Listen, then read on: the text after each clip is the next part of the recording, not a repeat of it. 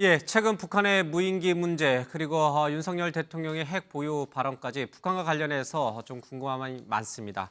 자, 국민의힘 국회의원이시자 탈북 외교관 출신이 태용 의원 모셨습니다. 어서 오십시오. 네, 예, 안녕하세요.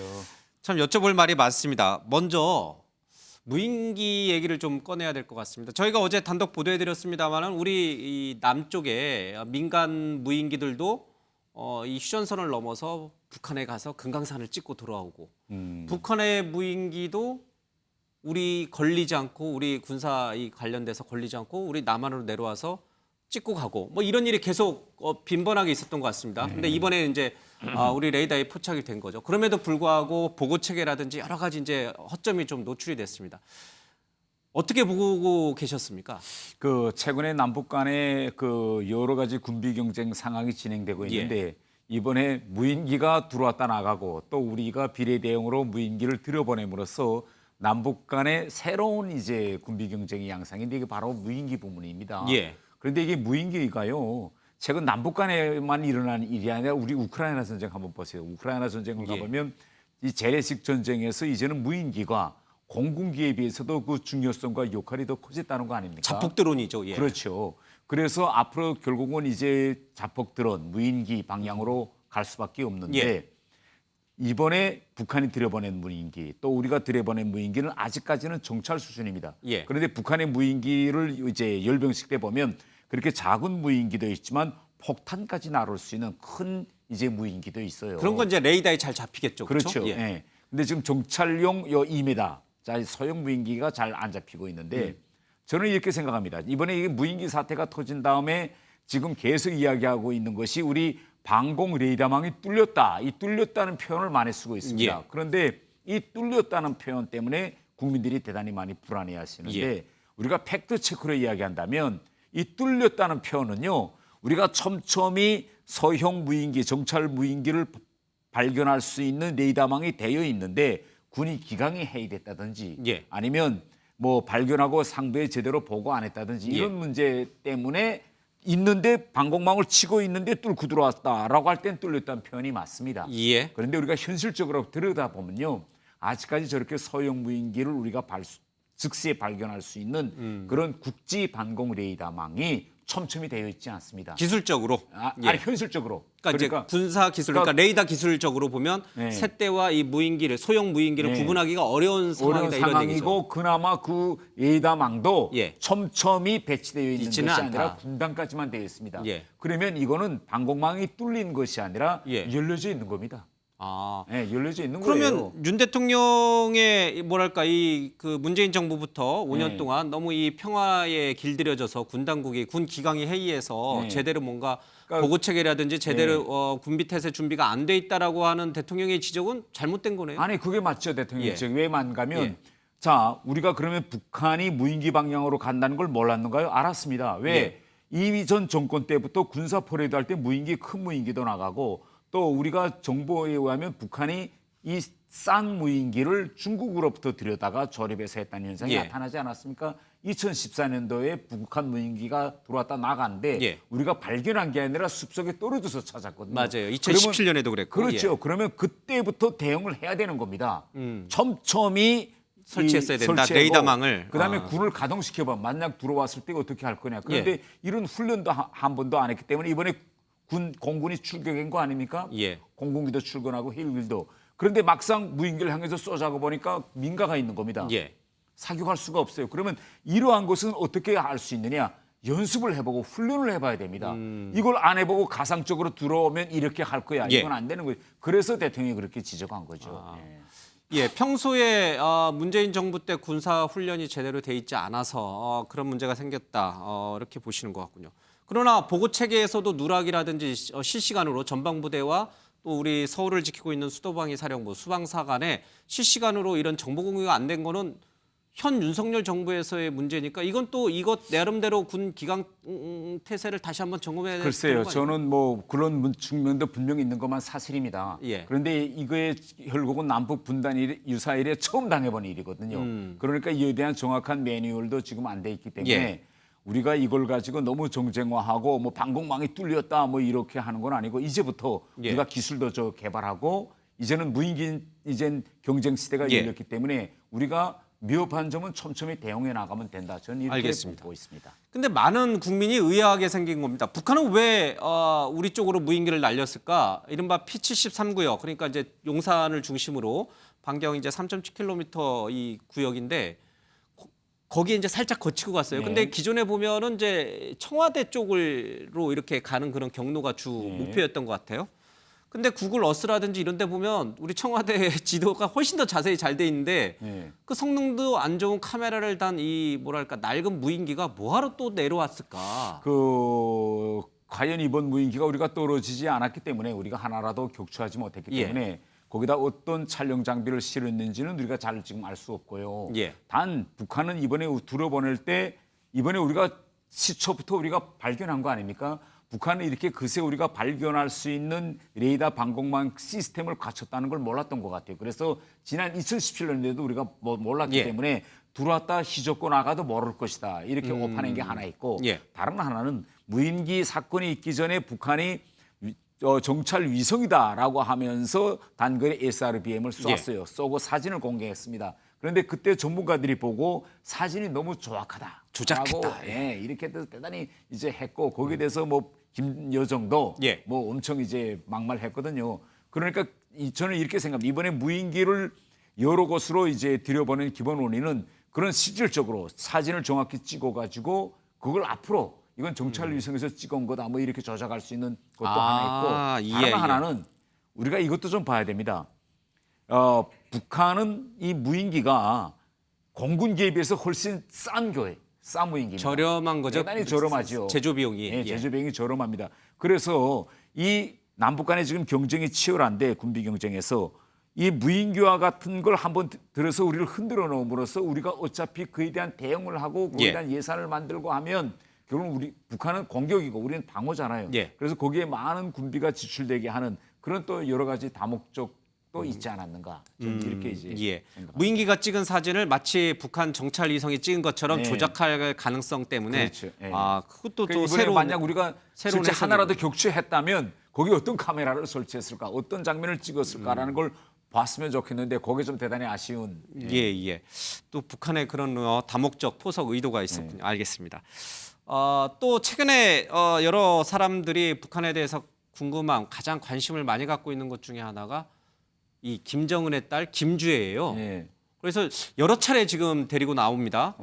굉장히 ICBM 그 공장에 갔을 때도 그렇고 발사 현장도 같이 지켜보기도 했고 김주애가 왜 이렇게 자주 등장할까? 알려진 바로는 김주애보다 위에 오빠가 있다고 알려져 있잖아요. 아마 이게 또 세습 체계가 이어진다면 그 아들에게 갈 가능성이 높은데 혹시 아들을 건너뛰고 이 둘째 딸인 이 김주애가 될 가능성도 있는 겁니까?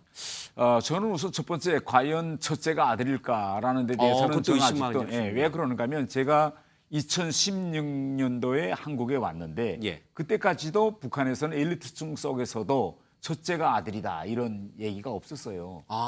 예. 그런데 둘째가 김주애란 말은 이건 우리 정보 당국이 발표한 것보다도 데니스 로드맨이라는 미국 맞아요. 연구 스타가 2013년도에 북한에 가서 연회장에서 이설주가 그렇게 말했다는 거 아닙니까? 예. 또 본인이 인터뷰에서는 본인이 알아봤다고도 그래요. 예. 그런데 2013년을 지금 우리 정보 당국은 김주애의 출생 연일로 보는데 이 북한 문화상요. 2013년 되면 몇 달밖에 안 된 아기잖아요. 예. 그런데 북한에서는 산모가 몇 달짜리밖에 안 된 아기를 그렇게 행사장, 그것도 외국인 행사장에 데리고 나가진 않거든요.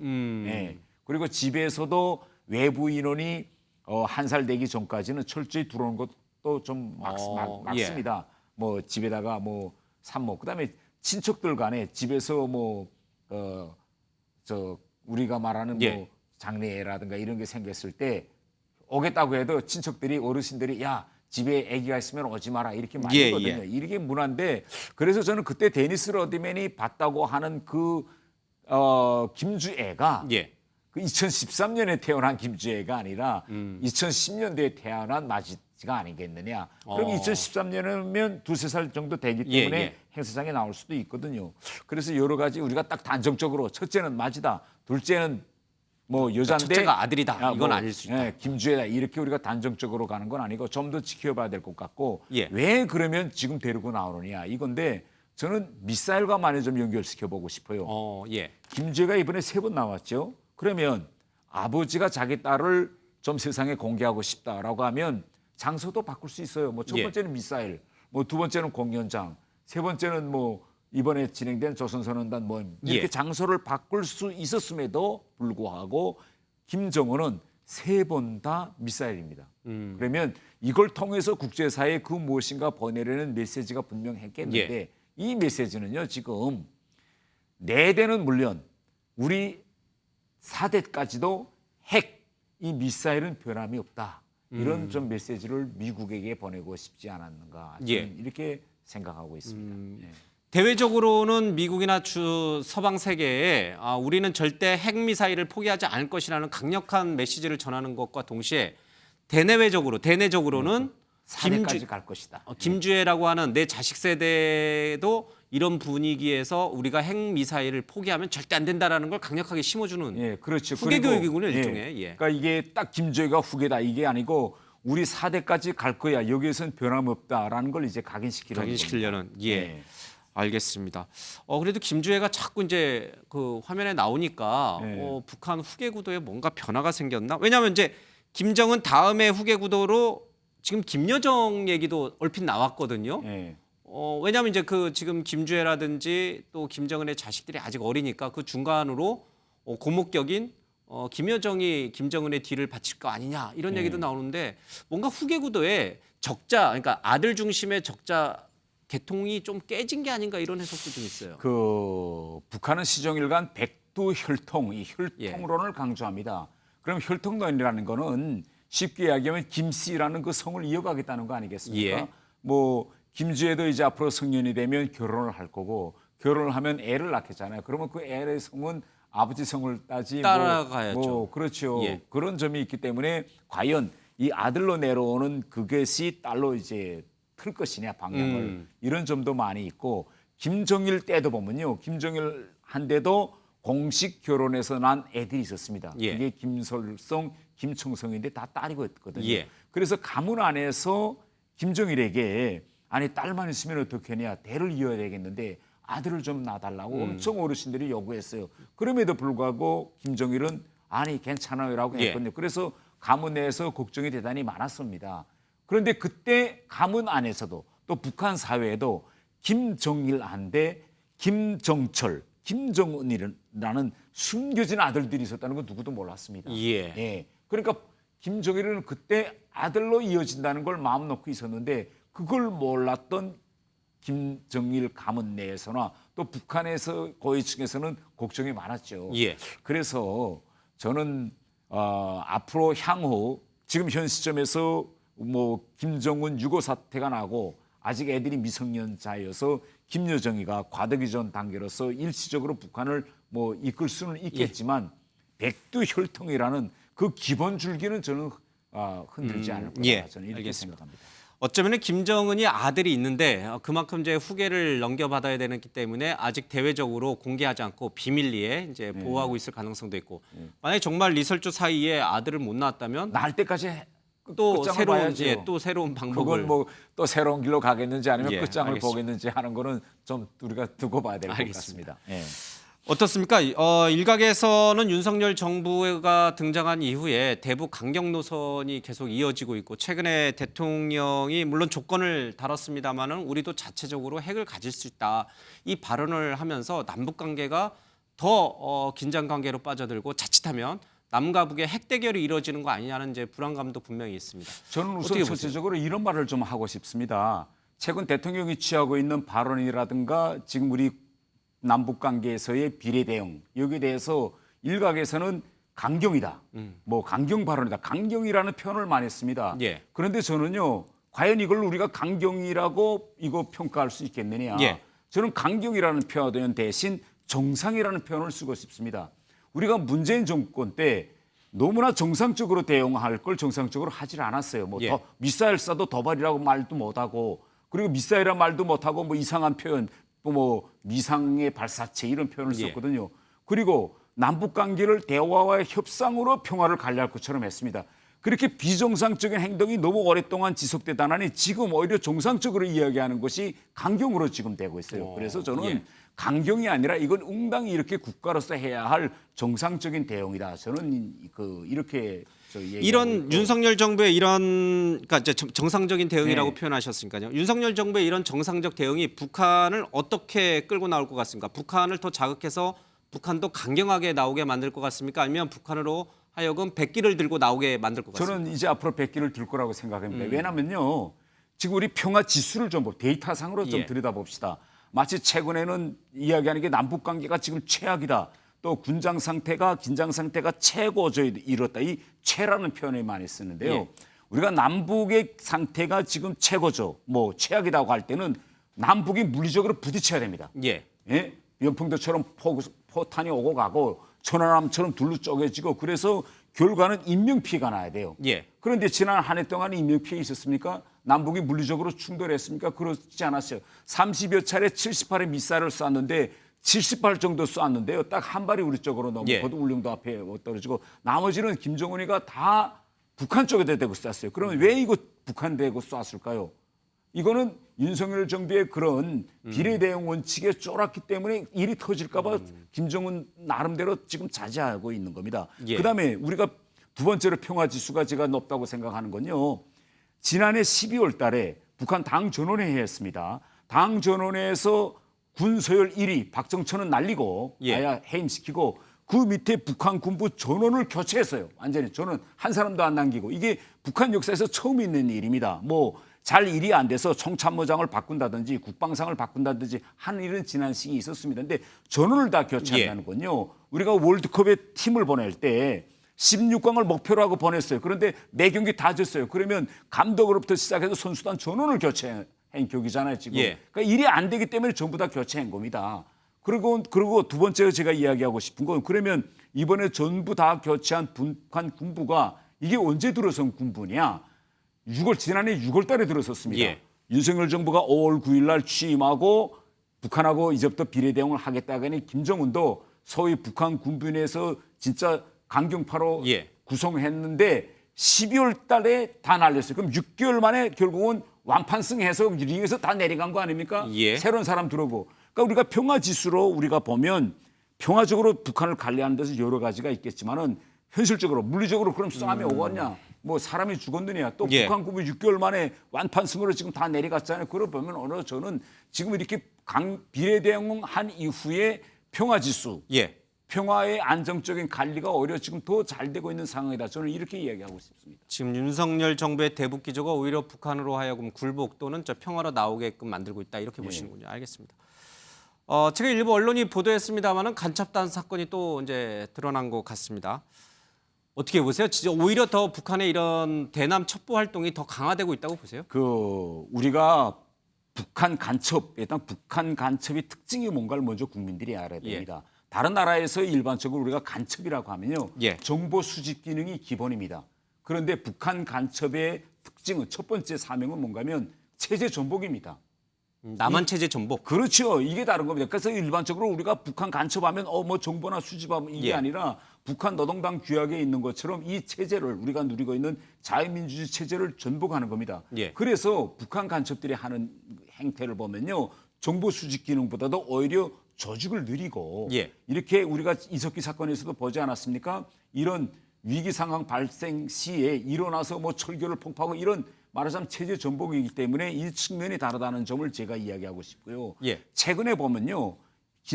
문재인 정부가 들어와서 이 간첩들에 대해서 가장 중요한 대공 수사권이라는 게 있습니다. 예. 국정원이 눈을 밝히고 간첩들이 그렇게 체제 전복 활동을 하질 못하게 해야 되는데 예. 이 대공 수사권을 다 경찰에 넘긴 거 아닙니까? 예. 뭐 국가가 필요에 따라서는 대공 수사권을 국정원으로부터 뭐 경찰에 넘길 수도 있어요. 그런데 예. 지금 우리 경찰을 보면요. 북한이 해외에서 간첩들을 데려다가 이번에 간첩단 사건처럼 예. 임무를 주고 보고받고 하는 게 해외에서 이루어지는데 지금 우리 경찰은요. 해외에 파트가 나가서 거기서 이걸 감시하고 통제하고 원천 차단할 예. 수 있는 기능이 없습니다. 이건 국정원만 예. 가지고 있는 거. 그래서 저는 이 문재인 정권 때 정말 도를 넘었다 이렇게 생각하고 이제라도 지금 경찰에 넘겨진 대공수사권 빨리 이거 국정원으로 넘겨놔야 되는데 예. 아쉬운 거는 이겁니다. 국회에서 저희 당이 지금 아직 과수를 차지하지 못해서 2024년도에 저희가 총선에서 이긴다면 예. 이 정말 비정상적으로 가고 있는 정말 많은 문제들 이걸 빨리 정상으로 저거 바꿔놓기 위해서 지금 저 총선에서 진짜 우리가 총력을 다해야 한다고 저는 생각합니다. 알겠습니다. 앞서 이제 언급하신 이제 이석기 통진당 사건을 일단 내란 음모 사건으로 지금 그렇죠. 이제 형을 네. 살고 있습니다. 간첩 여부는 조금 더 연계 여부는 조금 저희들이 다시 한번 사실 확인을 좀 해봐야 될 것 같습니다. 자, 그런 의도에서 이번에 그러면 국민의힘이 다수당이 돼야 된다. 예. 그래야 뭐랄까 이 남북 관계라든지 아니면은 이제 어떤 평화라든지 이런 것이 더 공고해질 수 있다.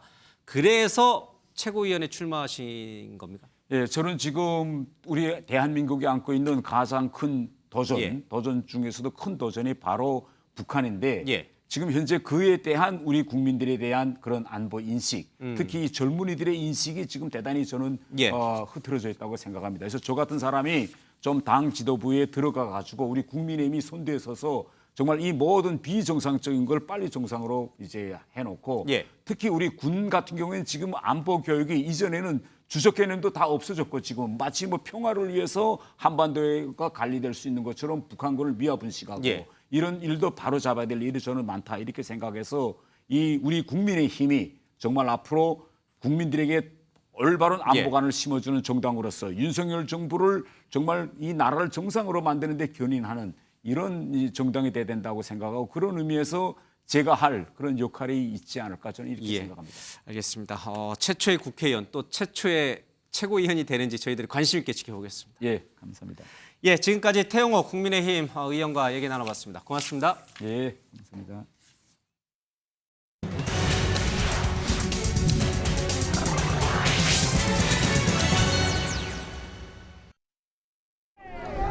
진짜면 고소! 자, 오늘 대전 우리 갑니다. 소리가 작습니다. 쫄았습니까? 조용히 하세요. 샷! 샷아!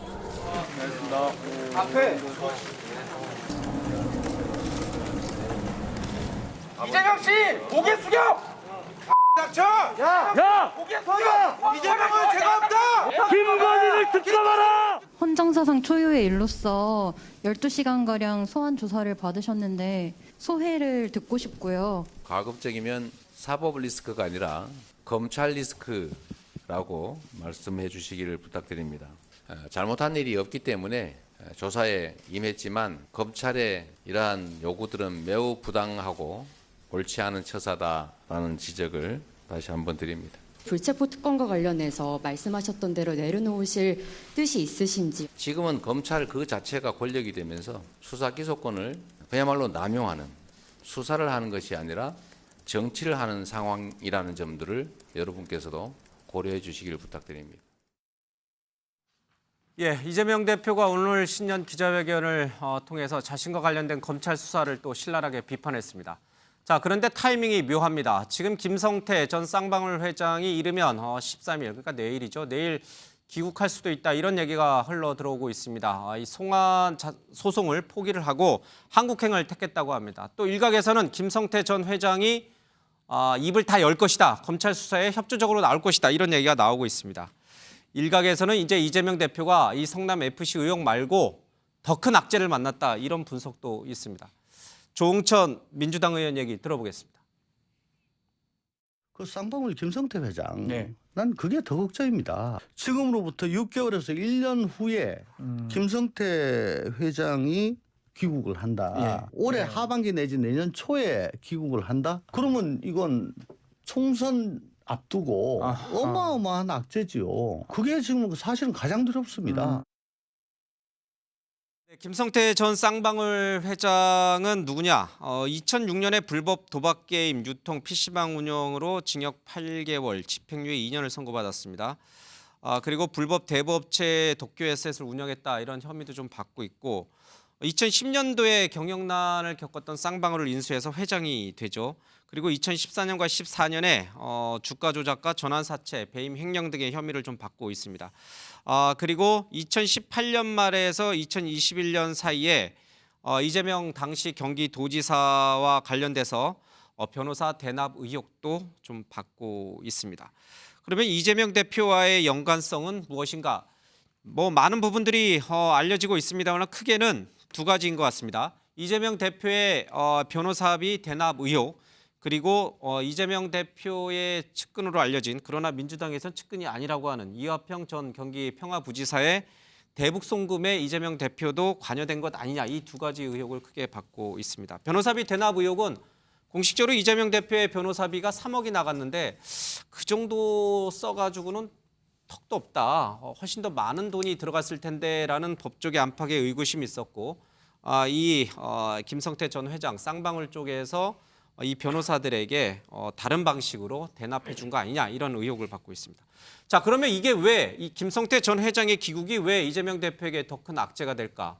자, 하나하나씩 좀 들어봐야 될 것 같습니다. 자, 먼저 우리 김재현 의원께서 자, 이 귀국하는 김성태 전 회장의 입은 어디를 향할까? 검찰의 우호적일까? 이재명 대표의 우호적일까? 아니면 본인은 있는 사실 그대로만 털어놓을까? 아니면 뭔가 자신에게 유리한 쪽으로 쌍방울 기업을 지키기 위해서 뭔가 조작적으로 얘기할까? 어디를 향할까? 근데 이제 일단은 사실 그대로 이야기를 하겠죠. 왜냐하면 이게 도피 생활을 체포했지 않습니까? 그런데 이제 체포가 되고 나면 우선 자기 자신을 지키는 일은 뭐 당연히 해야 되겠지만 상당 기간 수사가 자신이 없는 상황에서 국내에서 수사가 진행되어서 이미 증거가 상당히 채집이 되어 있는 상태거든요. 그런 상황에서 검찰이 모자이크를 하나씩 맞춰가면서 질문을 하는데 그에 대해서 뭐 숨길 수 있는 사안은 물론 숨기고 싶겠지만 대부분의 경우는 사실대로 이야기하지 않으면 안 될 그런 상황으로 갈 겁니다. 그럼 어떤 걸 털어놓을까요? 그러니까 지금 앞서 제가 잠깐 설명드렸습니다마는 2018년 이재명 대표가 도지사 시절에 공직선거법 위반 혐의로 관련해서 재판을 받을 때 그 변호인들한테 3억을 줬다 그랬거든요. 이제 파기환송심에서 무죄 확정 판결이 났었죠.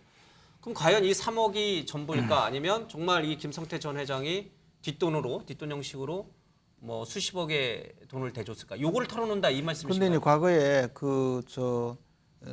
대선 기간 중에도 일부 그런 내용이 드러난 적이 있는데요. 그 변호사 이모 씨가 뭐 추가로 20억 원을 더 받았다. 그런 이야기를 한 것을 녹음을 해서 이제 고발을 한 사람이 있었고, 또 그분이 또 나중에 이제 불행하게 또 돌아가셨어요. 그래서 이 사안이 그렇게 이제 심각하게 수사가 되지 않고 있다가 그 후에 이제 쌍방울 그룹과 관련된 여러 가지 이 범죄 행위를 수사하는 과정에서 이게 계속 불거지고 있었고 그러다가 이제 지금 쌍방울 전 회장이 김성태 전 회장이 태국으로 도망가면서 이 사건이 더 오히려 수면 위로 올라왔거든요. 저분이 이제 뭐 조폭 생활, 조직폭력배 생활을 오래 했다 뭐 이런 지금 이제 보도가 있는데 조직폭력배 사건 수사를 해보면요 통상 이제 자신과 관련된 죄는 극히 뭐 드러난 것, 완전히 드러난 것 외에는 잘 진술을 하지 않는데 다른 사람에 관련된 이야기는 뭐 그냥 쉽게 진술하는 특성이 있어요. 주로 이제 조직폭력배 수사를 하다가 보면 그런 사건들이 많아서 이제 경쟁 조직폭력단 수사를 서로 하면서 이쪽에서 저쪽 폭력배들의 그 불법행위에 대해서 진술을 받고 저쪽에서는 또 이쪽 폭력배들의 진술을 받아서 서로 이제 맞춰가는 그런 수사를 하는 경우가 굉장히 많거든요. 근데 아마 김성태 회장의 경우도 뭐 그런 오랜 이제 습성이 있는 분이라면 들어와서 이제 주로 이제 자기와 특별히 관련이 없을 수 있는 것 또는 이 다른 사람 특히 이제 이재명 대표와 관련된 범죄 사실에 대해서 자신의 관련 사항이 좀 가벌성이 적다면 그거부터 뭐 충분히 이야기를 하고 자신의 죄에 대해서는 조금 뭐 덜 이야기를 한다거나 또는 숨기려고 노력한다든가 또는 뭐 이제 어떤 거래를 하려고 한다든가 이런 여러 가지 할 수가 있겠죠. 그러나 없는 사실을 뭐 잘못 이야기하다가는 이제 나중에 또 이게 모해 위증죄에 걸릴 수 있기 때문에 뭐 그런 점에서 쉽게 뭐 없는 사실까지 덮어씌운다. 물론 또 뭐 이재명 대표 측에서는 그렇게 이야기할 수 있겠지만 그렇게 하기는 뭐 좀 어려울 거라고 봅니다. 알겠습니다. 뭐 이분이 조폭인지 아닌지는 잘 모르겠습니다. 그건 뭐 언론 보도상으로는 조폭 출신이다 이런 얘기가 굉장히 많이 보도되고 있고 남욱 변호사도 이제 예전에 이 사람이 조직폭력배를 많이 한다. 뭐 그런 비슷한 얘기를 좀 한 적이 뭐 있는데 무슨 파 이야기도 많이 나오고 또 조직폭력배와 관련된 사람이라는 것에 대해서 그동안에 많이 언급이 되었죠. 그리고 뭐 또 관련된 사람들이 또 여러 사람들이 언급이 되고 해서 저런 정도라면 예. 조직폭력배라고 흔히 봅니다. 아, 그렇군요. 알겠습니다. 이 부분은 제가 자신이 없어서 그래요. 이분이 내가 알지를 못하니까 이분이 조직폭력배인지 검찰이 이분을 조직폭력배라고 단정을 졌는지 그걸 제가 확신할 수 없어서 좀 조심스럽게 얘기를 했습니다. 어쨌든 지금 우리 김 의원께서는 있는 그대로 다 털어놓을 거다. 거짓 더 보태지도 않고 덜하지도 않고 다 털어놓을 것이다. 다 털어놓으면 이게 왜 이재명 대표에게 치명적일까? 앞서 말한 그 두 가지 의혹들, 이제 변호사 대납 의혹이라든지 대북 송금 의혹은 그럼 다 사실인가? 사실이고 김성태 전 회장은 그 내용을 속속들이 다 알고 있기 때문에 이재명 대표에게 정말 큰 악재다, 큰일 났다 이런 표현이 들어가는 건가? 이런 생각이 좀 듭니다. 맞나요? 모르시죠? 여기 계신 분들도. 그렇죠. 예. 근데 일단 뭐 이재명 대표에게는 좋은 상황은 아닌 것 같아요. 예. 제가 지금 뭐 이 판례를 썼습니다만 생년후 나부터 살거나 본 뒤 이런 생각을 아마 분명히 하고 있을 것 같아요. 김성태 회장이. 예, 그래서 오늘 사실 태국 법정에서 자기만 불법 체류가 아니라고 이야기를 했잖아요. 예. 불법 체류라고 이야기했잖아요. 맞습니다. 여권 말소됐으니까 그러니까 여권 불법 체류가 불법 체류다. 맞죠. 예. 그렇기 때문에 자기가 사진 기부하겠다고 이야기한 건데 사실 그러니까 지금 상당히 강제 송환에 반대하면서 강한 그 법정 투쟁을 할 거라고 봤는데 예. 예상보다 빨리 지금 빠르면 내일 비행기를 탄다는 거 아닙니까? 예. 그거는 지금 일부 보도에 의하면 지금 태국의 그 수감 시설이 너무 열악하더라. 예. 거기서 있는 것보다는 차라리 한국으로 들어가는 게 낫다고 판단했을 수도 있지만 예. 그것보다 더 중요한 것은 김성태 지금 전 쌍방울 회장 입장에서는 정치적 신념이나 인간적 의리를 지금 지킬 필요가 있을까요? 본인에게 더 중요한 부분은 지금 돈 그리고 형량 이거 아니겠어요? 기업, 쌍방울이라는 그렇죠. 기업을 지키는 기업을 거. 지키고 자기 돈을 지키고 그리고 또 하나는 자기 형량을 줄여야 될 필요가 있는 거잖아요. 그렇다고 한다면 일종의 뭐랄까요 플리바게닝을 지금 했다, 제안을 했다는 지금 보도가 예. 있어요. 그러니까 지금 형량을 참작해주면 내가 진술을 하겠다는 이야기를 또 예. 했다는 뭐 이야기도 지금 뭐 보도가 되고 있기 때문에 아마 이양 잡혔고 그리고 태국의 그 수감 시설이 열악하다고 한다면 어차피 맞은 예. 매라고 한다면 빨리 들어가서 나한테 좀 더 유리한 쪽으로 상황을 만들겠다는 생각으로 지금 들어온 것이 아닐까. 그렇다고 예. 한다면 상당히 그러니까 이재명 대표에게 불리할 수 있는데 문제는 이거예요. 지금 우리가 지금 추측하듯이 그럼 김성태 전 회장이 과연 이재명 대표하고 그러니까 실질적인 그런 범죄가 연루된 그런 분명한 사실이 있느냐의 부분인데 예. 본인이 만약에 살려고 한다고 한다면 사실 그러니까 이재명 대표와 관련된 부분에 있어서 거짓 진술을 할 가능성도 있다는 것이죠. 그러니까 예. 만약에 본인이 베테랑 진술 자체가 100% 진실일 수는 예. 없다는 것일 수도 있다는 것이죠. 그렇다고 한다면 이 김성태 전 회장이 사실 그 검찰 수사 단계에서 내뱉는 말들은 이재명 대표에게는 상당히 불리할 수 있지만 어차피 이 진위 여부는 결국 법정에서 가려질 수밖에 없다. 그런데 법정에서는 김성태 전 회장이 검찰에서 쏟아낼 여러 가지 진술이 과연 그러니까 지금 일관되게 예. 그러니까 정언이 계속적으로 이루어질 수 있을 것인가. 또 하나는 이를 뒷받침할 만한 증거를 제시할 수 있을 것이냐. 예. 거기에 따라서는 또 상황이 정반대로 갈 수도 있다. 그렇기 때문에 지금 당장은 이재명 대표에게 불리하지만 이것이 모든 상황의 기결점은 아니라는 부분을 예. 말씀드리고 싶다. 정말 이 김성태 전 회장은 이재명 대표에게는 아주 치명적인 아킬레스건이 될 것인가. 이 김성태 전 회장은 이재명 대표와 관련해서 어느 정도 무엇을 알고 있을까? 이제 이게 무척 궁금해집니다. 가장 이제 지금 논의가 되는 게 변호사비 대납 의혹이에요. 제가 뭐 법조계에는 있지 않았습니다만은 3억 가지고는 안 됩니까? 이게 지금 뭐 이 공직선거법 위반과 관련된 재판을 진행할 때 대법까지 갑니다. 그리고 나중에 파기환송심에서 이제 무죄 판결을 통해서 이재명 대표가 기적적으로 대선 후보가 이제 됩니다. 이런 모든 일련의 과정이 3억 원 정도로는 안 됩니까, 변호사비? 뭐 제가 법조인은 아니라서 잘은 모르겠지만 저랑 비슷하군요. 우리 김지현의 이렇게 예. 하급심이 있잖아요. 1심, 2심, 3심 세 번의 재판을 거치면서 사실은 그게 우리가 지금은 이렇게 쉽게 얘기하지만 예. 당시에는 이재명 대표의 정치 생명을 끊을 수도 있다는 얘기가 많았어요. 그러니까 이재명 대표의 정치 생명이 담보된 재판이 경기도지사 시절에 있었단 말이죠. 그래서 그때 초호화 변호인단이 동원됐어요. 근데 과연 그게 우리가 일상적인 법상식으로만 봐도 그게 3억으로 가능할까? 그래서 많은 사람들이 문제를 제기했던 거죠. 통상적으로 그렇게 파기환송심까지 가려면 얼마가 됩니까? 뭐 수백억입니까? 물론 이제 사람마다 다 다르고 사건마다 다 다르고. 물론 정치적인 영향력을 감안한다면 저는 뭐 10억, 20억 정도 들어가는 게 상식이라고 생각합니다. 이제 우리 김재현님은 이제 아니, 저기시니까. 예, 저는 저 변호사를 변호사이고 또 또 제가 변호인을 선임해서 재판을 받아봤어요. 얼마나 듭니까? 통상적으로. 그는 정말 알 수가 없어요. 왜냐하면 뭐 호의로 도와주 무료로 변론해 그렇죠. 줄 수도 있고. 제가 이제 그 재판 받을 때는 정말 제 주위에서 호의로 예. 도와주신 분들도 많았고 해서 그렇게 뭐 변호사비가 많이 들지 않았는데 그렇다고 하더라도 지금 제가 생각하기에는 동원된 변호사님들의 이 사회적 예.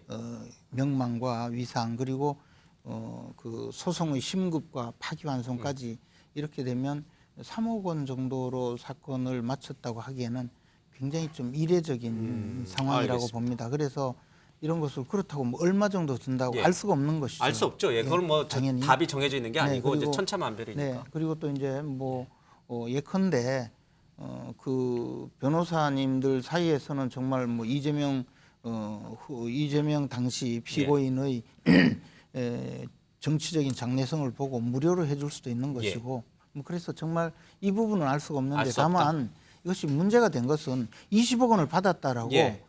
이야기한 그 내용이 막 녹취가 되어서 공개가 되고 예. 또 그에 대한 정황을 확보를 한 사람이 또 고발을 하고 그 과정이 이 쌍방울의 계열사 비비안에서 무슨 뭐 전환 사채가 나가고 뭐 하는 복잡한 자금 세탁 과정이 예. 함께 드러남으로 인해서 이 변호사비로 지급이 되었다라고 된 것이지 뭐 그냥 일반적인 거래에서 돈이 얼마가 오간 예. 것은 알 수가 없었겠지만 이것은 좀 굉장히 냄새가 나는 사건이죠. 알겠습니다. 말씀 이제 또 우리 저 최종희 계속 이어가겠습니다. 그러면 이런 상황에서 이 김성태 전 회장이 이재명 대표에게 치명적인 이 변호사비 대납, 그래 내가 대납해줬다 이렇게 말할 가능성이 있다 이런 뜻인가요? 제가 헤어질 결심이라고 쓴 것은 예. 지금 사실 이재명 대표에게 우리가 대장동 쌍방울 성남FC에서 대쌍성이라고까지 우리가 네이밍을 할 정도로 이게 중요한 사건 중에 하나란 말이죠.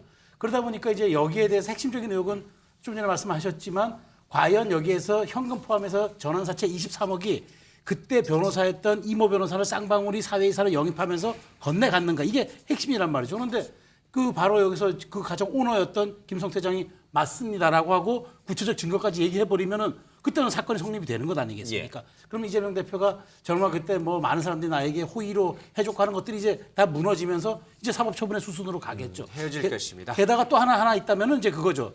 그 쌍방울 대북 송금 의혹 사건도 만일 여기에서 우리가 경기도와 어떤 암묵적인 관계를 통해서 했다라고 또 그것까지 진술을 나올 경우에는 이건 진짜 일파만파 예상하지 못할 파장으로 갈 수가 있겠죠. 김성태 전 회장이 이재명 대표에게 이렇게 호의를 베푼 것은 대북 사업과 관련된 그런 특혜가 그런 것들도 좀 기대하고 했다라고 진술할 경우에 여러 개가 얽혀 있다. 네, 파장이 큰 거죠. 알겠습니다. 헤어질 결심, 탕에 의해 헤어질 결심. 알겠습니다.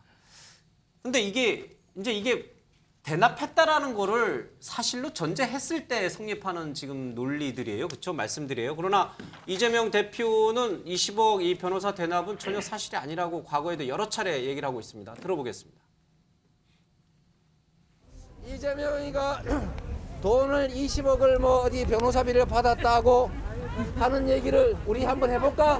너 들어봤니? 나 잘 모르겠는데. 하여튼 받았대. 녹음했어요. 자, 이 녹음을 가지고 녹취록이 있다.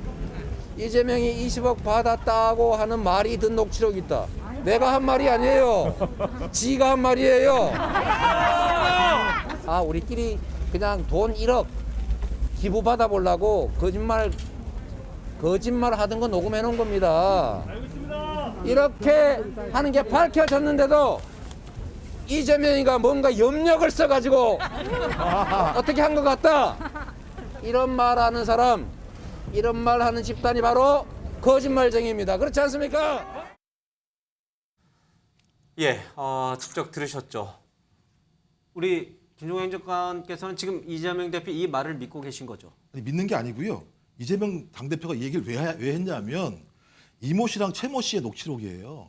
근데 자기가 20억을 받을 정도의 변호사라고 얘기한 이유가 기부금 1억 원을 받기 위해서 허증한 거라고 검찰에 진술한 내용이 있어요. 최모 씨가. 본인이 녹취한 당사자인데 검찰에 진술할 때는 자기가 예를 들면 허증을 한 거다라고 얘기를 했어요. 기부금 1억을 받기 위해서 그 내용을 지어낸 얘기다. 이재명 당대표가 얘기한 거예요. 그러니까 이 기부금 1억을 받기 위해서 소위 이모 변호사가 20억 정도를 받는 변호사다라고 소개했다는 내용이 있는 것이고요. 이 문제와 관련해서 또 논란이 돼서 시민단체가 또 예를 들면 고발을 했죠. 그래서 검찰이 수사한 거잖아요. 예. 3억 원 변호사비로 3억 원을 썼다는 게 말이 되냐 이 얘기인데 검찰이 작년 9월달에 증거 불충분으로 불기소했어요. 예. 단 여기다가 쌍방울로부터 이런 돈을 받았을 가능성을 배제할 수는 없다라고 얘기했었습니다만 증거가 없다고 얘기한 내용이에요. 예. 그리고 지금 계속 기사로 나오는 게 23억 정도, 20억 정도 얘기가 나오는 거잖아요. 전환사채 문제와 관련해서. 근데 또 다른 기사도 분명히 있어요. 무슨 기사냐면 이 자금이라고 하는 게 윤 대통령 과거에 검찰총장이었죠. 윤 대통령의 측근인 이남석 변호사가 수임했던 쌍방울 계열사와 모 업체의 M&A 과정에서 쌍방이 지정한 에스크로 계좌에다가 예치했던 자금이었다. 예. 근데 이 자금 문제가 M&A가 결렬됐기 때문에 다시 다 반환된 거다.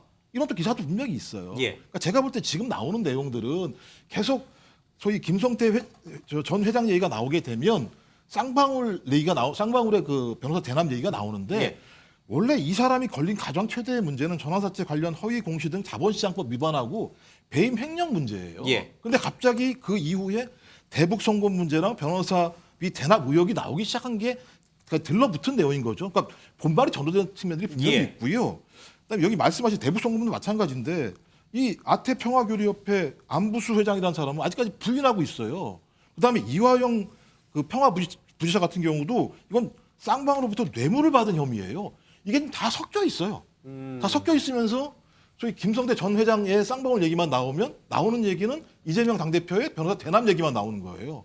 저부터 이해가 안 되는 거죠. 예. 그래서 와서 이런 얘기를 할 거다라고 하는 건 우리의 바람인 거죠. 오히려 더 솔직하게 얘기하면 좋다. 제가 볼 때는 만약에 사실이 있다라고 얘기하면 본인이 만약에 사실이 아닌 내용을 얘기하게 되면 위증이 되는 거잖아요. 알겠습니다. 예.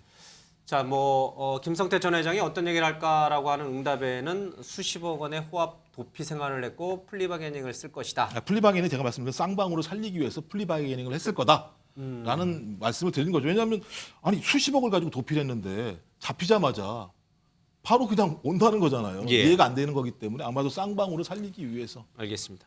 공교롭게도 잡힌 장소가 골프장이에요. 그렇죠? 여기는 절대 나 잡을 수 없어. 골프나 치며 즐겁게 살래. 이러다가 이제 잡혔습니다. 알겠습니다. 자, 우리 이제 마지막으로 최경철 의원. 자포자기 말폭탄 투하다. 뭐 저는 이 범죄자들이 딱 잡히는 순간 예. 이게 오랫동안 도피하는 사람들도 쉽게 자포자기를 잘 하더라고요. 제가 예. 한 20년 전에 신창원이 잡힐 때 제가 전라남도 순천에 가서 그 현장에 갔었습니다. 신창원을 잡기 위해서 경찰이 베란다로도 들어가고 현관문으로도 들어갔는데 신창원을 딱 잡으니까 신창원, 너 신창원이지. 그러니까 신창원이 운동을 굉장히 많이 한단 말이에요. 그래서 딱 밀치고 예. 도망갈 수도 있는데 딱 서서 맞습니다. 그러면서 손을 딱 내밀더랍니다. 바로 잡혀갔죠, 신창원이. 그만큼 범죄자들 이거 내가 못 빠져나가는구나 이 순간에는. 그러면은 그때부터는 쉽게 포기한다는 것이죠. 그때부터는 수사에 협조하고 예. 내가 했던 범행들을 쉽게 말을 하는데 저는 김성태 회장도 그쪽에 속하지 않을까. 이 사람이 굉장히 오래 했어요. 8개월 예. 동안 도피 생활을 했는데 지금 여기서 바로 귀국을 한다는 것만 봐도 이제 내가 끝났구나. 그러면 내가 할 수 있는 말은 모두 예. 하겠다. 이런 취지로 보여서 저는 김성태 회장이 굉장히 수사에 협조해서 예. 물론 거짓말을 안 할 겁니다. 이 사람이 여러 번 기소가 된 바 있기 때문에 거짓말을 하지 않으면서 최대한 자신에게 유리한 방향으로 예. 여러 가지 말을 진술할 가능성이 크다. 그렇기 때문에 변호사비 대납 의혹이라든가 대북 송금이라든가 이런 부분에 대해서 상당히 자세하게 진술을 할 예. 가능성이 있다. 저는 이렇게 알겠습니다. 자, 이르면 내일 들어오는 김성태 전 회장의 입은 이재명 대표를 살리는 쪽일까 아니면 이재명 대표를 죽이는 쪽일까 정말 초미의 관심사로 다시 떠올랐습니다. 이 외에 검찰이 대장동 일당들에게 이해방지 충돌법을 적용해서 또 기소를 추가했다는 얘기가 또 오늘 있었습니다. 그러니까 성남시의 개발 정보를 미리 이 대장동 일당들에게 줘서 막대한 수익 차익을 남기도록 했다. 이런 얘기죠. 자, 이재명 대표를 둘러싼 여러 가지 수사 환경은 굉장히 불리한 쪽으로 가고 있습니다만은 결과는 좀 지켜봐야 될 것 같습니다. 자, 이재명 대표는 오늘 기자회견을 통해서 큰 두 가지 정치적 화두를 던졌습니다. 첫 번째가 영수회담이고요. 두 번째가 4년 중임제 결선 투표 도입입니다. 들어보겠습니다. 저는 이미 여러 차례 대통령과의 회담을 제안했습니다. 그 제안은 지금도 유효하다는 말씀을 드립니다. 일방통행 국정을 중단하고 실종된 정치의 복원에 협력해 줄 것을 거듭 촉구합니다. 이미 수명을 다한 현행 대통령 5년 단임제를 4년 중임제로 바꾸어서 책임 정치 실현 그리고 국정 연속성을 높여야 합니다. 대통령 결선 투표제 도입으로 연합 정치와 정책 연대를 제도적으로 보장하는 일도 필요합니다. 일단 영수회담 제안과 관련해서 정진석 비대위원장이 뭐 대통령 범죄 피의자와 면담할 때가 아니다 이렇게 해서 사실상 대통령이 아니라 이제 정진석 비대위원장이 직접 답을 줬습니다. 그래도 5분에게 OX 한번 하겠습니다. 영수회담 가능성 있다 O. 정진석 비대위원장 말처럼 아니다 X. 다 X니까 이거는 뭐 들지 않겠 설명 안 듣겠습니다. 예. 그럼 이거는 좀 내려놓으시고요. 다 X인 거죠? 예. 자, 두 번째, 4년 중임제 결선 투표 도입. 이건 한번 좀 생각해 볼 필요가 있습니다. 중대선거구제 문제와 함께 좀 가능성이 있지 않을까 싶은데 이것도 다들 X가 많을 것 같긴 합니다. 어떻게 생각하십니까? 다 X군요. 예. 그러면 이렇게 한번 제가 질문을 드리고 싶습니다. 영수회담도 그렇고 4년 중임제 결선 투표도 다 이쪽 여권에서 꽂아놔 주십시오. X. 예. 다 여권에서 또는 대통령실에서 안 받을 걸 알면서 왜 이런 하나마나한 얘기를 오늘 기자회견장에서 꺼냈을까? 김종현 행정관님, 왜 하나마나한 이 제안을 던진 겁니까? 하나마나한 제안이 아니죠. 그렇게 말씀하시면 윤석열 대통령도 하나마나한 제안을 하신 거잖아요. 안 받을 줄 알지만 할 만한 가치가 있었다. 정치개혁에 대한 토론은 필요하죠. 왜냐하면 선거법을 개정하는 부분이 분명히 남아 있습니다. 예. 연동형 비례대표제 문제와 관련해서 그걸 바꿔야 된다는 합의는 분명히 있기 때문에 정치개혁 특위가 국회 차원에서 지금 돌아가고 있는 측면이 예. 있습니다. 그런 측면에서 윤석열 대통령 같은 경우는 중대선거구제라고 하는 정치개혁에 대한 방안을 얘기했었고 예. 민주당 내부에서도 거기에 대한 방안은 얘기를 해야 되겠죠. 예. 근데 문제는 서로 쌍방이 바라보는 시각 자체가 너무 다르기 때문에 개헌이라고 하는 건 제가 볼 때 힘들 것 같고요. 기본적으로 개헌은 국회의원 200명 이상이 동의를 해야 되는 것이고 200명 이상이 동의해야 된다는 것은 합의가 돼야 되는 건데 예. 지금같이 쌍방이 이렇게 싸우는 상황에서 소위 그런 차이들을 좁힐 수 없다라고 생각이 드는 것이고요. 아마 합의를 한다면 선거구제 문제와 관련해서 합의를 해야 될 것 같아요. 예. 근데 저는 중대선거구제를 합의하는 게 아니고요. 연동형을 바꿔서 그냥 과거의 병립형으로 합의할 것 같아요. 예. 그 정도의 정치개혁이 될 거라는 생각이 드는데 그렇다고 하더라도 야당 당대표가 신년 기자회견을 할 때 예. 소위 앞으로의 개혁 과제와 관련해서는 정치개혁, 그다음에 경제적인 문제에 대한 대안 예. 이런 부분에 대한 어떤 당대표로서 입장을 개진한 측면이 분명히 있기 때문에 예. 저는 그런 차원에서 이런 방향으로 가자라고 하는 방향성들을 예. 제출했다는 생각이 드는데요. 저는 뭐 기본적으로 좀 윤 대통령과 좀 결이 다른 방식인 거죠. 여기 중대선거구제라는 제안을 가지고 왔다고 얘기하면 이재명 당대표는 비례성을 높이자라는 방식을 예. 통해서 표의 눈가성을 올리자라고 하는 저는 오히려 또 다른 방식의 갈등들이 이제 정치적인 논쟁의 어떤 예. 공간으로 올랐다는 생각이 들어서 알겠습니다. 좀 사회적 토론을 좀 해봐야 된다는 생각이 듭니다. 이 부분과 관련해서. 예. 영수회담 4년 중임제 결선 투표 모두 대통령실이나 여당이 받지 않을 걸 알지만 중요한 사회적 정치 과제이기니까 던질 만한 의제였다.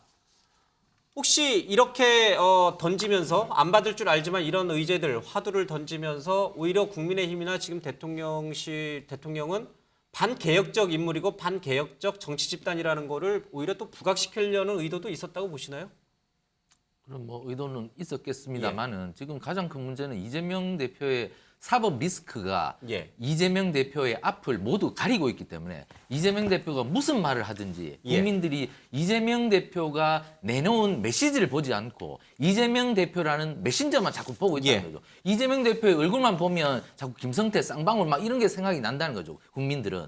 그러니까 그걸 보는 국민들은 이재명 대표께서 뭐 4년 중임제를 내놓고 뭐 경제개혁에 대한 비전을 내놓는다 한들 그것을 듣지 않는다는 겁니다. 그러니까 민주당 지지자들 입장에서는 그런 메시지가 국민들에게 전달되지 않으니 민주당 지지자들은 답답한 거죠. 그러니까 민주당 오늘 박용진 의원 얘기하지 않습니까? 아니 당대표가 자꾸 저렇게 있어서는 되겠나. 당헌 80조에 만약에 기소가 되면 당장 당직을 정지시켜야 된다는 그런 규정이 있는데 빨리 그 규정을 들여다봐서 우리가 이재명 리스크와 당의 리스크는 지금 분리를 해야 되지 않겠느냐. 그런 당의 목소리가 굉장히 나오고 있는데 제1야당 대표의 신년 기자회견의 메시지들이 자꾸 김성태나 쌍방울이나 이런 사람들한테 묻혀버린다면 예. 그것은 제1야당의 미래에 굉장히 먹구름이 들이우는 것이죠. 저는 이재명 대표께서 제1야당의 미래와 발전을 생각한다면 조금 이제는 당의 미래에 좀 더 무게를 둬야 하지 않겠나. 당내의 목소리를 좀 들어야 된다는 것이 많은 제1야당 지지자들의 아마 의견일 것 같습니다. 예. 사실 개헌은 이제 정치권의 블랙홀과 같은 것이다 이런 얘기를 사람들이 많이 합니다. 난상 토론이 이어지고 이제 이렇게 약간 모든 이슈를 다 빨아들인다는 그런 뜻이겠죠. 혹시 이재명 대표의 이런 4년 중임제 결선 투표나 이런 것들, 뭐 중대선거구제를 포함해서 이런 것들이 본인에게 쏠려 있는 이재명 수사에 쏠려 있는 사회적 또는 국민적 관심을 좀 정치 개혁이라고 하는 화두로 좀 돌리기 위한 일종의 프레임 전략이라고도 보세요? 그렇게 보면 또 그렇게 보일 수도 있지만 사실 이 주장 자체가요. 그러니까 지금 당대표가 되고 나서 처음 제기한 게 아닙니다. 지난 9월달로 기억을 되는데 그때 교수단체 대표 연설 때도 중임제 이야기를 했고요. 정치개혁에 대한 이야기를 했기 때문에 사실 이것이 오늘 뭐 처음 새로운 얘기는 새로운 아니다. 얘기는 아닌데 제가 생각했을 때는 그러니까 지금 이 윤석열 대통령이 이번에 신년 기자회견에서 신년 회견이죠. 그러니까 조선일보의 신년 회견에서 중대선거구제를 이야기를 했잖아요. 일종의 그러니까 지금 소선거구제가 갖고 있는 상당히 우리 정치의 모순을 나름대로 타파하려는 일종의 그 정치적 과제로 던졌던 부분이 있기 때문에 제1야당의 대표 입장에서는 정치개혁, 나도 정치개혁 할 수 있다는 주장을 분명히 이야기하고 싶어하는 측면이 있는데 제가 생각했을 때 왜 이것이 안 되느냐고 하면 사실은 지금 제가 봤을 때는 지금 4년 중임제라는 것 자체가 결국 똑같은 대통령제인데 과연 권력구조 개편에 대해서 지금 제왕적 대통령제가 그럼 5년짜리가 8년 되는 거 아니냐 그러한 이 반대론도 있지만 더 큰 문제는 현역 대통령의 임기 단축이라는 문제가 물려 있어요. 만약에 지금 4년제 중임 그러니까 개헌을 하려고 하면 국회의원 선거하고 일치할 가능성이 높잖아요. 그럴 경우에는 지금 당장 2024년에 총선을 하고 2027년에 대선인데 이게 지금 안 맞다는 것이죠. 그러니까 지방선거하고 어렵다. 만약에 한다 하더라도 2026년에 지방선거를 하고 2027년이 대통령 선거인데 현역 대통령의 임기 단축을 사실상 요구하는 셈이 되기 때문에 이런 부분들을 과연 어떻게 풀 것이냐에 대한 구체적인 이야기가 없잖아요. 그렇기 때문에 사실상 현실적으로는 좀 불가능하다는 생각이 알겠습니다. 뭐 대부분 다 이렇게 좀 이게 왜 안 되는지에 대해서 이제 다들 이제 잘 설명해 주시고 혹시 다른 해석이 있으시면 한번 듣고 아니면 저희 이제 국민의힘 주제로 넘어가겠습니다. 혹시 다른 해석 가능하신 분이 있습니까? 뭐 제가 보기에는 오로지 이제 그 이재명 대표 개인의 사법 리스크를 조금 다른 방법으로 돌리기 위한 뭐 정치 이슈로 돌려서 개헌 논의 또는 뭐 나머지 민생 뭐 이런 것을 쭉 또 선거구제 이런 것을 이슈로 삼아서 뭐 그런 논의가 진행이 된다면 현재 뭐 정개특위도 있으니까 그러면 이제 자신에게 자꾸 조여오는 사법 리스크에 대한 이 어떤 물음을 좀 피할 수 있다 뭐 그런 생각을 한 것이 아닌가 생각하는데요. 이게 뭐 지금 보시다시피 아무도 그 실현 가능성이 없다 그렇게 판단을 하니까 아마 뭐 하루 이틀 이슈도 되지 않고 깔아앉아 버릴 가능성이 크다고 봅니다. 알겠습니다. 자, 이재명 대표의 신년 기자회견이지만 맞상대인 이 카운터파트인 국민의힘 쪽에서 응답이 굉장히 싸늘합니다. 자, 국민의힘 소식으로 가보겠습니다.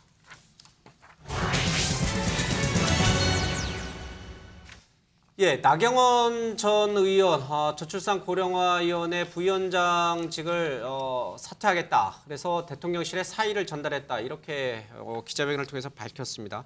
근데 대통령실에서는 그런 거 받은 적 없다. 이렇게 얘기를 했고 나경원 전 의원과는 더 함께 가기 어렵다. 이런 얘기를 고위 관계자가 밝혔다고 했는데 오늘 또 뉘앙스가 180도 또 달라졌습니다. 윤 대통령이 나경원 전 의원을 굉장히 아끼신다. 좋아한다. 뭐 이런 표현이 나왔습니다. 나경원 전 의원의 얘기를 잠깐 들어보겠습니다. 자꾸 뭐 대통령실하고 저하고 뭐 이렇게 각을 자꾸 만드시지 마시고요. 그게 아니라 그냥 제가 어제 말씀드린 것처럼 여러 가지 이번에 뭐 저의 생각이 왜곡된 부분도 있고 해서 그런 부분 때문에 제가 사의를 표명한 거니까요. 그렇게 이해해 주시면 좋겠습니다. 어쩌면 나경원 전 의원의 속내를 알 듯 모를 듯 이렇게 생각을 했는데 더 알 듯 모를 듯한 것은 오히려 대통령실일지도 모르겠습니다. 그제, 어제, 오늘의 입장이 좀 다 다릅니다. 그제는 사의 표명 들은 바 없다 그러면서 굉장히 쌀쌀하고 냉정한 분위기였는데 어제는 윤 대통령은 나경원 의원에 대해서 애정이 굉장히 크다. 사의를 수용할 뜻이 또 전혀 없다. 이렇게 얘기를 하고 오늘은 우리가 나경원 의원의 의도를 해석할 이유가 없다. 또 이렇게 얘기를 하고 도대체 이게 뭔가 좀 해석 좀 해주세요. 우리 저 인수위에 계셨으니까. 혹시 이게 다 달라요? 세 가지 맥락이.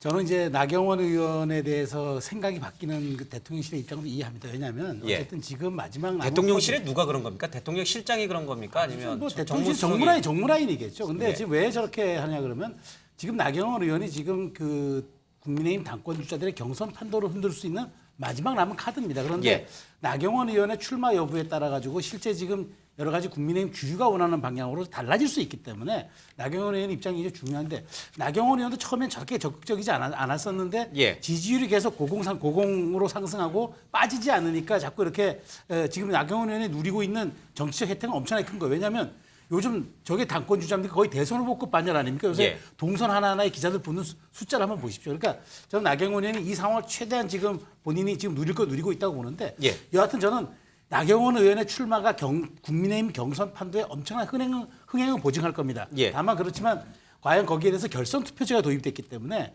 어떤 식의 1차 투표 결과를 가져올지에 대해서 여러 가지 해석은 엇갈리는데 국민의힘 입장에서 보면은 저는 저 흥행이 좀 눈길을 끌어야 되겠죠. 그러나 대통령실 입장에서 놓고 보면은 흥행이 되든 안 되든 간에 어떤 코드가 맞는 대표가 되면 여러 가지 당정이 원보이스를 내기 좋으니까 그런 원하는 그 마음들이 지금 엇갈리면서 저렇게 사의 표명에 대해서 이러저런 해석들이 났고 대통령실의 입장도 미묘하게 변화가 오는 지점들이 있다. 그렇게 생각합니다.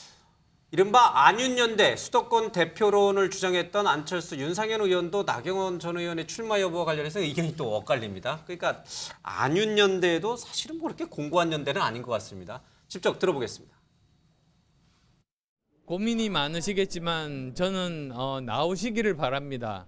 가능하면 많은 분들이 참여하게 되고 그리고 승패를 알 수 없게 되다 보면 아무래도 관심들을 많이 가지게 되고 누가 대표로 당선되더라도 우리 당의 컨벤션 효과 때문에 우리 당이 굉장히 많은 상승폭을 우리는 기록할 수 있을 거라고 생각합니다. 우리 나경원 전 원내대표 최근에 참 우리 당의 최고의 보배 중에 보배. 뺄셈 정치의 DNA가 또 나경원 대표를 향해서 발동되고 있습니다. 자중해야 됩니다. 맞습니까, 여러분? 우리는 원팀이어야 합니다. 우리 모두 윤석열 정부 총선 승리에서 원팀이어야 됩니다. 나경원 전 의원의 출마를 안철수 의원은 반기고 윤상현 의원은 조금 반대하고 있는 것 같습니다. 근데 이 두 분들의 의견이 중요한 건 아닌 것 같고요. 대통령실의 의중이 중요한 것 같은데 사의 수용을 받아줄 생각이 없다는 뜻은 뭡니까? 저출산 고령화위원회 부위원장직을 계속해라. 전당대회에 나오지 말고 이 뜻인가요? 저는 뭐 전당대회 나오지 마라 이런 뜻보다는 어쨌든 저출산 고령화위원회 부위원장을 맡았는데 그 직을 너무 쉽게 버리고 나가는 것에 대한 거부감은 좀 있는 것 같습니다. 그래서 대통령실이요, 아니면 윤 대통령이? 뭐 대통령실 자체가 뭐 결국은 이제 윤석열 대통령 의지를 대변한다고 보지 않겠습니까? 임명장에 잉크도 안 말랐는데. 뭐 잉크는 마르고 다 끝났는데 이제 뭐 어떤 성과를 내지 못했다라는 생각이 들고요. 또 나경원 의원 본인도 제가 보기에는 이 저출산 고령사회위원회 부위원장 자리를 본인이 원했고 또 그에 대해서 굉장히 애정이 많은 분으로 생각을 합니다. 근데 며칠 전 기자들 만나서는 이거 뭐 남들이 다 장관직이라고 그러는데 뭐 예산도 없고 조직도 없는데 이게 무슨 장관직이냐 이렇게 또 불평불만을 터뜨리셨잖아요. 뭐 어찌 됐든 뭐 그러나 이제 자신이 가장 관심이 있었던 분야가 사실 저출산 분야하고 기후 환경 분야였거든요. 저는 그것을 많이 들었었는데 그래서 이제 아마 지금 저 상황을 해결하는 방법은 나경원 전 의원이 계속 그 역할을 좀 그 저출산 대책 부분에 대해서 좀 책임지고 역할을 하는 방향으로 수습이 되지 않을까. 뭐 저는 그렇게 보고 있습니다. 알겠습니다. 자, 전당대회 나오진 않지만 끊임없이 이 전당대회 관심을 갖고 계신 분이 있죠. 바로 홍준표 대구시장입니다. 그동안 여러 나경원 전 의원을 비롯해서 유승민 전 의원까지 비판적인 말을 쏟아냈는데 오늘 유승민 전 의원이 이런 얘기를 좀 했습니다. 직접 들어보겠습니다. 홍준표 시장 지난 오랜 기간 동안 박근혜 대통령 문제, 탄핵의 문제에 대해서 수도 없이 말을 바꿨던 사람입니다. 왜 페북에 남 비난하는데 그렇게 에너지를 쏟아붓습니까? 그분 강약 약강 아닙니까? 강한 사람한테는 약하고 약한 사람한테는 강합니다. 홍준표 시장하고 가까운 우리 최경철 의원님, 강약 약강 그런 인물입니까? 홍 시장은? 뭐 그렇게 표현을 할 수가 있겠습니까? 뭐 대구 시정을 잘 이끌어 나가는 분으로서 잘 하시고 계시겠죠. 그런데 뭐 유승민 의원 입장에서는 강한 사람한테는 지금 예를 들어 뭐 윤석열 대통령한테는 약하고 자신같이 지금 그 국회의원 못 하고 있는 사람한테는 비난을 하고 이러니 뭐 저런 마음도 들겠지만 어쨌든 지금 홍준표 시장 입장에서는 유승민 전 의원이 뜨는 것을 결코 바람직하다고는 보지 않죠. 왜냐하면 자신의 정치적 위상에 여러 가지 뭐 타격 정도는 아니지만 생채기를 낼 수가 있기 때문에 유승민 의원이 뜨는 거는 정말 바라지 않습니다. 그런 차원에서 두 분이 조금 그 티격태격 하시는 것 같고 세게 싸우지는 않는 것 같고 두 분이 뭐 그 만나면 친하게 지냅니다. 근데 요즘 안 만나시는 것 같은데 그래서 그런 차원에서 보면 될 것 같고 뭐 유승민 전 의원 입장에서는 여러 가지 그 당 내부에 비판을 강하게 가하면서 자신의 위치를 끌어올리려는 그러한 노력을 하고 있기 때문에 그 지점에서 지금 홍준표 시장하고 충돌하는 것이지 뭐 감정적인 다툼은 없는 것 같고요. 어쨌거나 이번 전당대회 국면에서 그냥 뭐 벌어지는 말싸움이다 이렇게 보시면 알겠습니다. 두 분은 친한 관계인데 잠시 최근에 소강 상태를 보일 뿐이다. 소원할 뿐이다. 알겠습니다.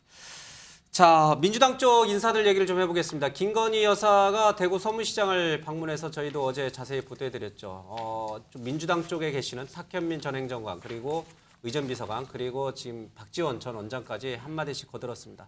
탁현민 씨 얘기를 좀 들어보겠습니다.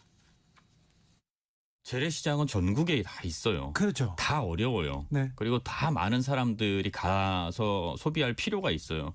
그거를 특정 한 군데만 가는 건 상당히 편파적으로 보일 수가 있어요. 시장에 가면 뭘 할 거냐. 네. 가장 많이 하는 게 정말 지긋지긋한 모습이 어묵 먹고 떡볶이 먹고 떡 싸 먹고 그렇죠. 따봉하는 거 아니에요. 네. 김영희 기자, 저기 우리 김정숙 여사는 시장 가서 어묵 먹고 뭐 안 먹었습니까? 이게 뭐 오뎅 먹고 떡볶이 먹고 이거 안 먹었습니까? 뭐 저는 뭐 탁현민 전 뭐 의전비서관의 발언에 대해서 이렇게 별로 언급하고 싶지는 않고요. 뭐 다 맞는 얘기가 아니고 왜 저희가 탁현민 전 의전비서관의 말에 대해서 품평했을지 모르겠어요. 그러면 저 박지원 원장 얘기는 어떻습니까? 영부인이 아니라 대통령이 행사했다. 저는 이건 예를 들면 이런 사례가 별로 많지 않으니까요. 단독으로 가서 그것도 대구 서문시장이라고 얘기하면 상당히 정치적으로 의미 있는 장소지 않습니까? 과거에 박근혜 전 대통령이 자기가 항상 힘들 때면 대구 서문시장에 가서 TK라는 보수의 본거지가 힘을 받았다고 얘기하는 공간인데 그 공간에 윤 대통령과 같이 가는 것도 아니고 본인만 가서 저렇게 하는 행위 자체가 본인이 과거에 얘기했던 국민들에게 공개적으로 말씀하셨잖아요. 조용하게 내조하겠다. 자기에게 잘못이 있다라고 하는 부분에 대해서는 아무런 설명도 하지 않으면서 정치적 행보를 하고 있는 측면들이 분명히 있기 때문에 그 부분에 대해서 설명을 해라. 설명을 어떻게 해야 되느냐. 제2소식 같은 거 만들어서 투명하게 소위 기자들에 대해서 검증 받으면서 하면 되는 거 아니라는 뭐 얘기를 하는 거기 때문에 저는 저건 타당한 뭐 문제라고 봐요. 그냥 국민 세금으로 다 움직이시는 거라면 거기에 맞게 걸맞게 움직이시는 게 맞는데 그렇게 맞지 않게 행동을 하시니 거기에 대해서 뭐 문제제기 하는 건 좀 당연하다는 생각이 듭니다. 혹시 너무 또 과민하게 김건희 여사 얘기만 나오면 민주당 의원들 또는 전직 출신들이 계속 얘기하는 게 너무 과민하다는 생각은 안 해보세요? 글쎄요. 저는 뭐 탁현민 전 의전비서관이 그러니까 김건희 여사의 대구 방문에 대해서 왈가왈부하는 부분은 저는 좀 지나쳤다는 생각이 듭니다. 뭐 그냥 뭐 그러니까 지금 모든 사안 자체에다가 다 코멘터리를 할 경우에는요. 그러니까 전 정권과 현 정권 간의 정치적 갈등과 뭐 대립은 점점 더 깊어질 수밖에 없는 상황이기 때문에 사실 이런 것들은 국민들이 알아서 판단할 부분이거든요. 그렇기 때문에 뭐 본인이 정치적 의미를 부여하지 않는다 하더라도 아마 이 지켜보는 사람들은 나름대로 다 평가할 거예요. 저는 뭐 이렇게 봅니다. 이게 김건희 여사가 어제 서문시장 그러니까 방문한 것 자체는 일종의 양날의 검이다는 생각이 들어요. 그러니까 지금 뭐 이 대구 서문시장이 대구의 한복판에 있는 가장 큰 재래시장이기 때문에 이 보수의 심장에서의 그러니까 지지층 결집, 집토끼 결집이라는 부분에는 상당히 기여를 할 수 있겠죠. 그러나 또 다른 측면이 분명히 있는 것이죠. 소위 말하는 김건희 리스크가 부각되는 측면이 있다는 것이죠. 알겠습니다. 지난번 그러니까 이 대선 공약이 대통령이 되더라도 남편이 아내의 역할에만 충실하겠다고 했는데 이제는 본격적으로 영부인 역할을 한다? 이런 부분들에 대해서 대국민 약속을 위반한 거 아니냐. 또 하나의 부분은 사실은 그만 이쪽 얘기 들어야 될까요? 그런 리스크를 노출시킬 수 있다 이 얘기군요.